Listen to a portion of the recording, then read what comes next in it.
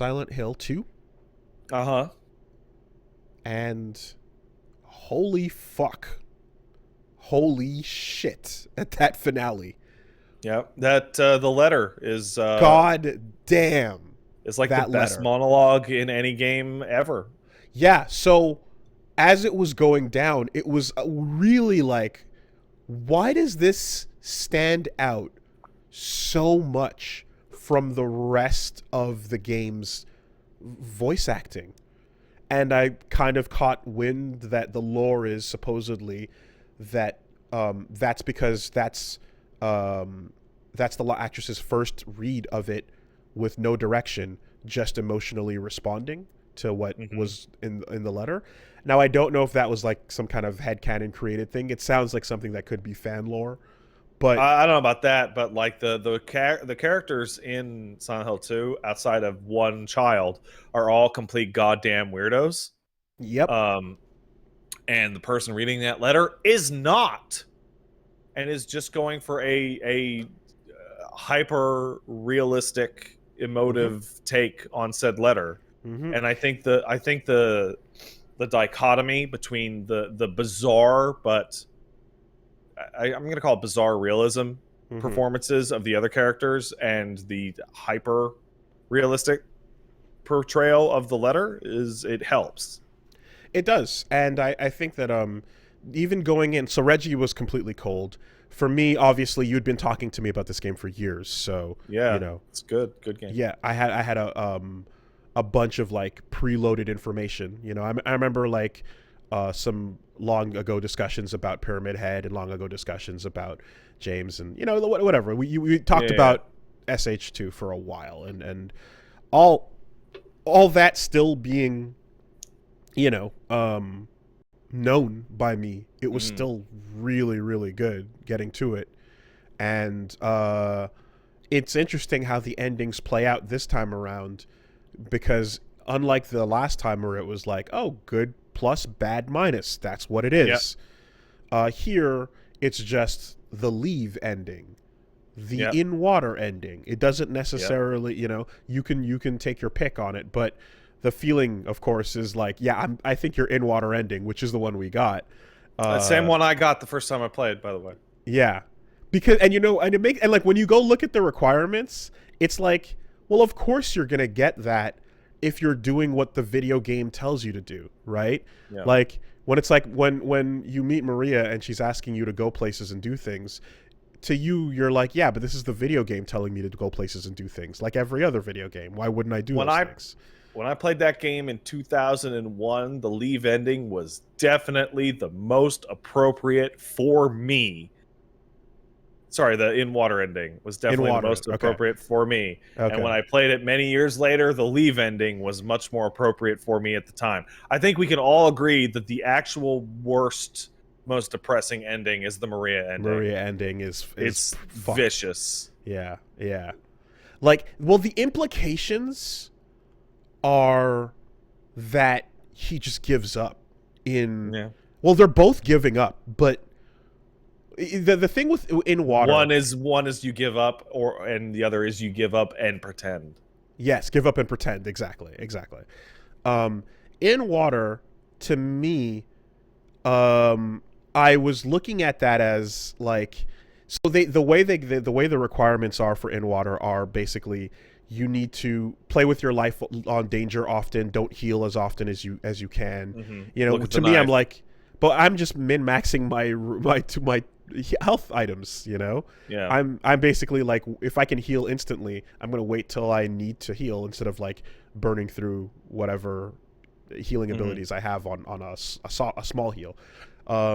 But it interprets it's that as being somewhat suicidal, right? Yeah, and then later, upon more time of the game, you understand that because the health meter is a color. It's not Yeah, like a bar. yeah. And you discover that you can intuit what each health item heals exactly, so you'll never overheal, and Okay. so your health ends up being full all the time. Um. Okay. Then the other aspect being like, that knife that you get, like, Stare at it serve too a single often. purpose in the whole game. Which I don't know, so I keep going back to it to be like, Yeah. where's the puzzle going to be that's going to need this? And then it's like, oh, you stared at the knife a lot. You must want to end it, you know? It's like, okay, well, but the from all of that part, all of that aside, the scene with essentially Angela's finale, which is fucking rough as well. Oh yeah. Boy, on that, the way that plays out, and the way James kind of says, like, I would never kill myself, you know, and he doesn't sound all that sure of himself. But you would hope, or at least I would hope, that like that scene would kind of maybe take that option away if it was on the table up to that point, you know? No, it doesn't. The way that they wrote the story they wanted to write, and then they wrote endings that all like let's say In Water was the only ending, Mm-hmm. right? It would feel completely appropriate, and I think all of the endings are like that. Like if if they were the only ending, they would feel appropriate, with the one exception of being the I want to call it his rebirth. Oh, Rebirth ending is not appropriate for like a first playthrough. That's like a bonus thing. The dog ending's totally appropriate, with the little song with the dog barks, pulling the levers the whole time. Yeah, that's like a lot of the team's favorite ending too. Like for real. Well, clearly, you can see the effort put into all of that shit. Renders exclusive to the dog ending, you know. Yeah. So what I remember as well was you were telling me that like with further analysis into the game, there was explicit reasons for why Pyramid Head looks the way he does, and why he is exactly belonging to James. Mm-hmm. I don't know if you remember what those were, but it's been a minute. If you asked me 10 years ago, I would have been able to give you like an essay off the top of my head. Yeah. Every single enemy has a distinct thematic connection. Pyramid Head's connection visually is a lot more to the town. He's the conical. He's he's wearing a kind of geometric helmet that the Civil War executioners in the prison used to wear. Mm-hmm. And the reason why he's coming after James is as he a punisher or executioner for crimes. Mm-hmm. But his physical appearance is definitely tied to the town more than James. Now the lying figure, the mannequin legs, the nurses. Now that's easy, and I could go through those like that if you want. The lying figures are pathetic, sick, vomiting, covered in a sheet creatures that fucking James's first interaction with is that he angrily stomps one out because he's disgusted by it. The mannequin legs are an obsession with legs and like the female form. The nurses are faceless to represent the anonymity and lack of empathy for medical staff, but they're also kind of sexy, and their faces have a weird translucent sheen that is meant to emulate that of a used condom. Interesting. That's what that's for. Okay. Right? Yeah. The doorman enemies are Angela's. Like the doorman boss is not James's. No, it's I think it's called the abstract daddy. Yeah. That you fight is and you take a look at that for 2 seconds. You're like, yeah, it's a covered monster on a bed with a sheet over it. Yeah. You don't got to look too hard into that. Right. And the variation of that, the normal enemy, which is the doorman, right, is similar looking, but is to be a figure on a bed smothering another figure. Okay. Yeah. Then there you go. As to someone in the chat said, why is Pyramid Head trying to sexually assault the legs? He's not. when you find Pyramid Head attacking the mannequin legs, he's trying to jam them down the sink. Hmm. He's trying to hide them. So I will. Okay. So that's up to. So it's confirmation that he's trying to jam them down the sink.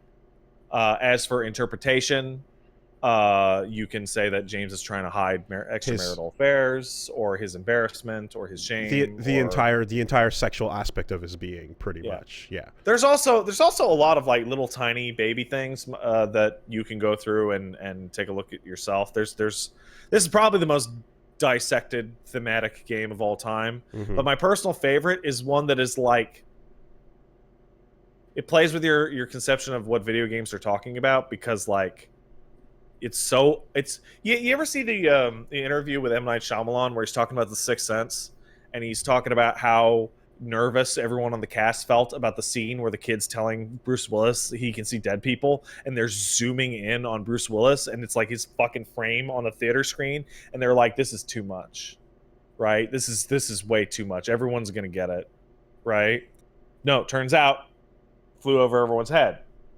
Well, in Silent Hill 2, when you go and get the flashlight, and the flashlight is glaringly bright, right? Like, it's the only thing in that entire room, and it's pointed directly at you, and James is like, it's on Mary's dress.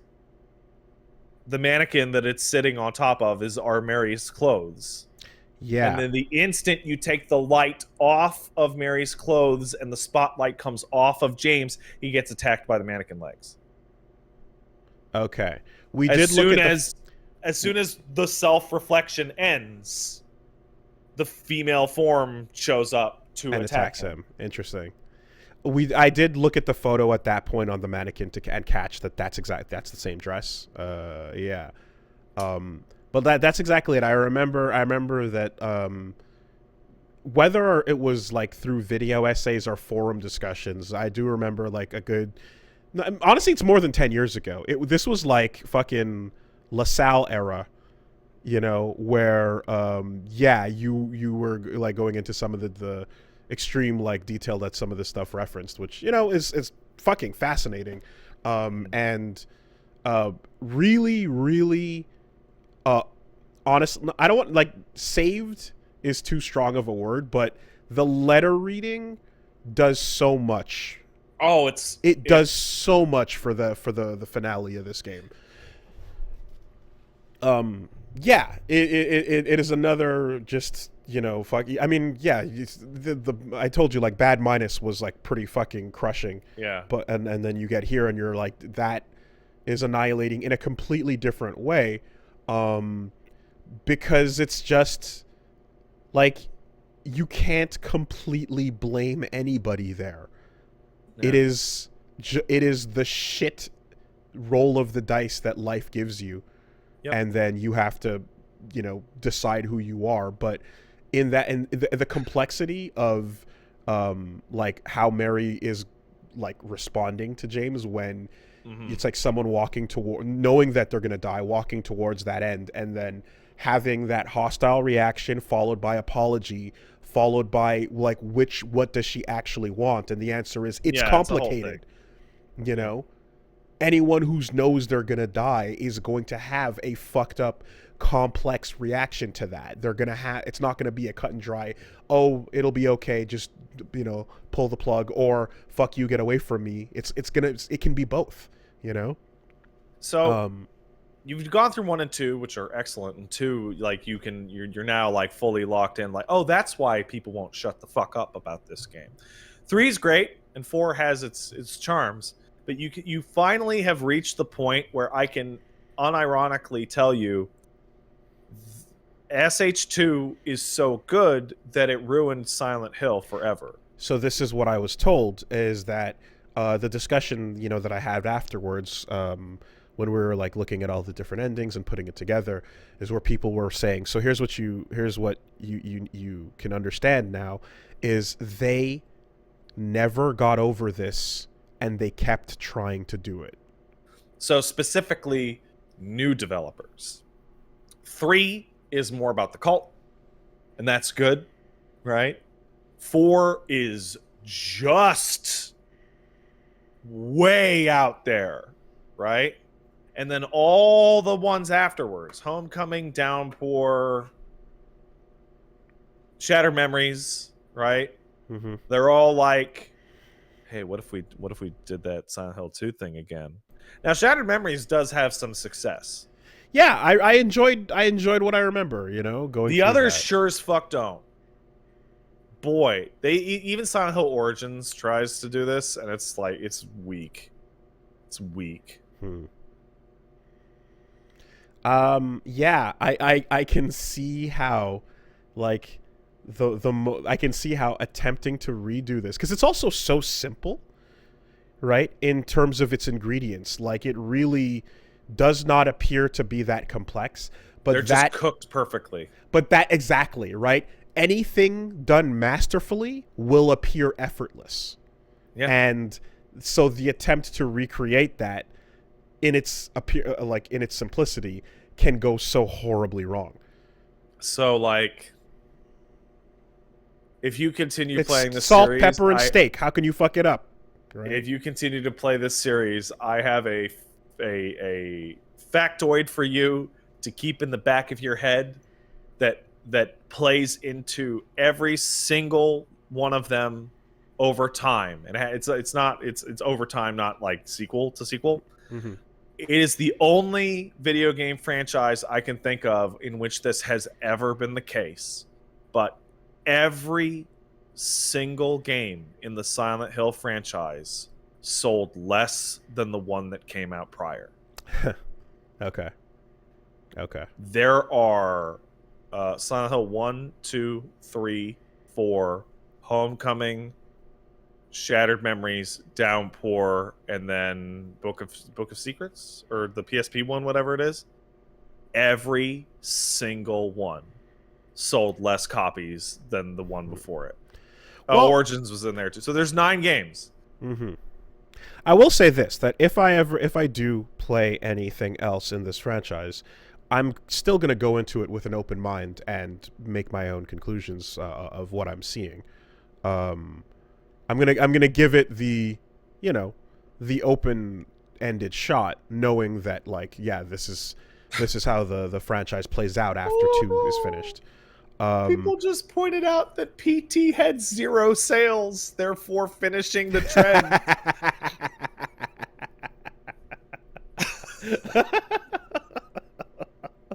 Oh, that's fucked. No. Here's the other thing, though. Based on what I remember, those movies came out, and it seemed like people enjoyed them and thought that they were all right for adaptations of games. All right, so 1 has its moments, and they tried really hard, particularly from a visual perspective. However, 1 straight up falls apart at the 60-minute mark. The 60-minute mark. And there is like over an hour of cut footage from that film that's never come back up, which was going to be them wandering around the town getting creeped out, which probably would have helped a little bit more. Okay. And also, they changed. It's not the first Silent Hill movie is like an adaptation of the story of 1 directly. Mm-hmm. Like Dolly is there. And, I would assume. Except the part of Harry Mason has been changed to Rose, because the director Christoph Gans, the Brotherhood of the Wolf guy, was like, a man playing that character would be too effeminate because he's supposed to be scared and chasing after his daughter.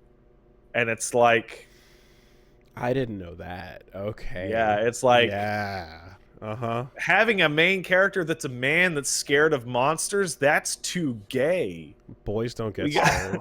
Yeah, okay. Cool. Cool. And then the second movie for sure. featuring Kit Harington is just awful. Oh, Jon Snow is James? Jon Snow is Vincent, a character you don't know because you haven't played Silent Hill 3. Okay. That second move, like the first one is at least like there's enough of the film in Silent Hill 1 that is like just pleasant to look at. Like it's the cinematography and the look of the town and the way Sean Bean's acting and stuff like that. Yeah, it's worth watching just to like see it. The second one is just it's oh my god, it's so fucking bad. It's a bad. Okay. Also, don't even look up the synopsis of it at all because it'll spoil Silent Hill 3 for you. Oh yeah. Okay. All right. Well, I mean, the fact that the main character is from 3 already makes me a little, eyebrows on that. Okay. Yeah. Huh.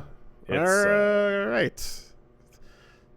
So this is also, you want to hear something fun? You know how I said Silent Hill 2 was so good it ruined all the future games? mm-hmm. It also ruined the movies. The movies as because well. when they were making the Silent Hill movies, they're like, well, we want to do 2, but we got to set up the town first, I guess. So we'll do 1 first. So like the first Silent Hill movie is like is a stepping stone to a Silent Hill 2 movie that didn't happen. That's unfortunate. The impression I was under all these years was that the Silent Hill movies were like the opposite of the Resident Evil ones because like they were more faithful, and overall I heard people say a couple nice things about them. There are a couple nice things to be said about the first one, particularly in its look and its literal directing, like the placement of its camera. But okay. I mean, there's a part in this first Silent Hill movie where they realize that they've been coy about the plot for too long. So a character just sits a person down and explains the whole backstory of the film in like 10 minutes with a flashback sequence. And it's like, fucking give me a break. Give me a goddamn break.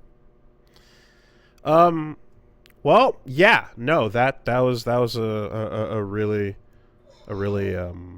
good game, and the differences in the final conversation that you have as you walk up to the last boss fight are also very interesting. Because you can tell which ending you're gonna get based on like what you see as you get to the roof. And the final boss is a little different. A little different, yeah. So, those things are all pretty interesting. What I was very confused by, and I guess just, I felt like maybe I needed to hear interviews or just extended lore somewhere, but like the kid in the end, with Laura, I didn't know whether she was a figment of the town or not, No, she's a totally normal person. That came from the same hospital that found her way there. Well, no, she lives there. And she's not affected because she's innocent. She's walking around a completely normal town. Yeah. So I just was like, I'm like looking at everyone else being messed up here and going like, well, what, like this kid doesn't, we're not like, is clearly not like fucking Eddie or Angela. And I was just immediately going like, she must be the fucking she must be a figment of the town as well.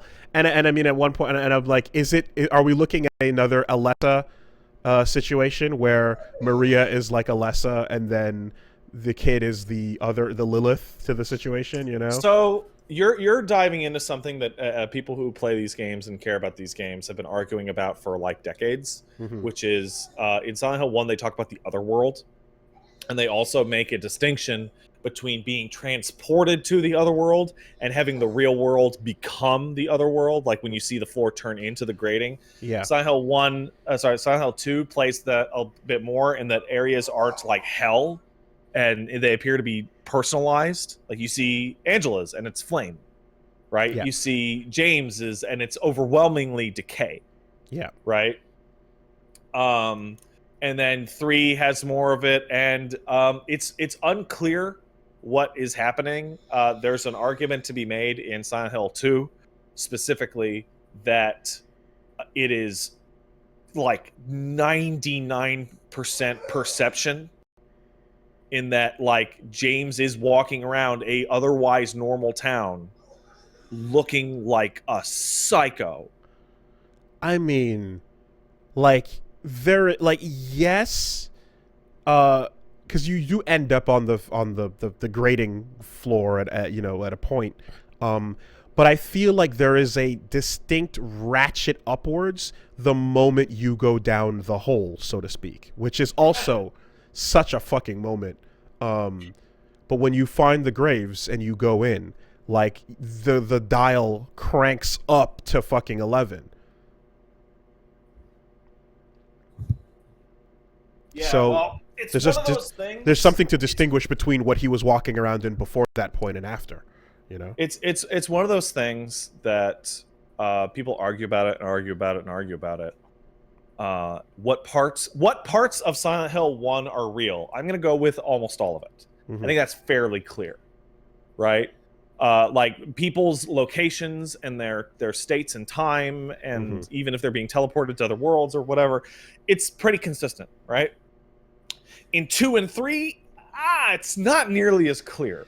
And like I feel like obsessing over is the bowling alley that Eddie is having pizza in open? Right. Whatever. It's kind of not the most important thing in the world. Yeah, no, it's reasonable enough to assume that like you open the door to the hotel and you walk into a building, and then anything after that is open to discussion. Like, did James really open up a can of light bulbs? Right. Yeah. Maybe not. And the whole thing is like in 1 and a little bit more in 3, the dark power of Silent Hill is more explicit. But in 2, it's implicit. It's not like the devil isn't like in Silent Hill 1, the devil showed up. Right? In Silent Hill 2, the devil's not there. It's not present. It's all make believe. If not for Eddie and Angela, you could say that the whole setting was a manifestation of James's trauma, right? But they're dealing with their own stuff. Have you ever seen the film Jacob's Ladder? No, but I know about it and what its ending represents. It is a copy pasta of Silent Hill visual motifs and whatnot. It's also a good movie. Yeah, it's also a genuinely good movie. But like with 1. Specifically the bad minus ending, it's like you get a very direct reference. So with 2, you can't just do the same thing again, and boy did they fucking go for something else, so it just in the end, a lot to chew on the like the emotional tone of that. And it was pretty interesting too, because Reggie was just fucking speechless, about it. I feel there's a very different feeling you have for James than you do for Harry. Harry is a hero, unequivocal. He's literally got the lines that are like, yeah, I don't care about that. I'm here for my daughter. He is the absolute archetypal heroic everyman. James is not. The guilt that you see there is very human, but yeah, he's not being the same level of heroic by facing that guilt down compared to like Harry going into like literally try to save a child that he picked up off the road to begin with. You know what I mean? No, he's being good peoples. Anyway, good ass game.